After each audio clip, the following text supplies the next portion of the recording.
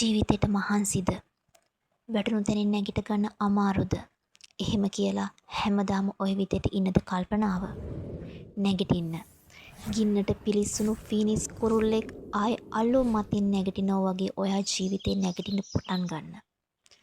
ඔයා ආදරය කරපු මිනිස්සු, ඔයාට ආදරය කරපු මිනිස්සු ඔයාව දාලා යයි කියලා ඔයා කවදාවත් හීනකින්වත් හිතුවේ නෑ නේද?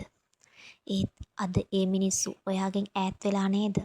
ඔයා නොකරපු වැරදි කිය ඒ මිනිස්සු ඔයාට චෝදනා කරනව නේද?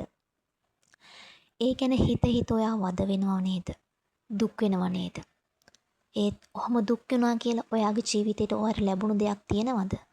ඉස්සරහට ලැබෙන දෙයක් තියෙනවද?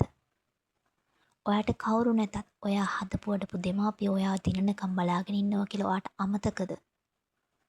ඒ මිනිස්සු දෙන්න කොච්චර දුක් විඳිනවද?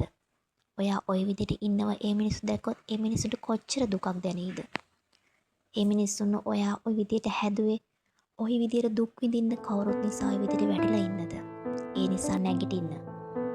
අලු ගසලා දාලා නැගිටින්න. ඔයා වෙනුවෙන් ඒ අහිංසක මිනිස්සු දෙන්න බලාගෙන ඉන්නවා. ඒ නිසා නැගිටින්න. වැඩ කරන්න පටන් ගන්න. නවත්තපු තැනින් ආයෙත් පටන් ගන්න. ඔයා ජීවිතේ දිනනවා.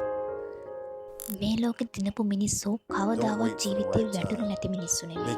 ඒ මිනිස්සු ජීවිතේ වැටුණු අවස්ථා තිබුණා.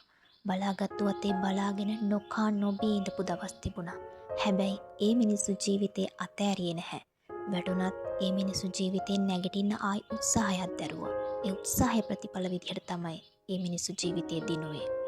නැගිටින්න. මතක තියාගන්න. ශක්තිමත් මනසක් කවදාවත් වස දීලා මරන්නත් බෑ.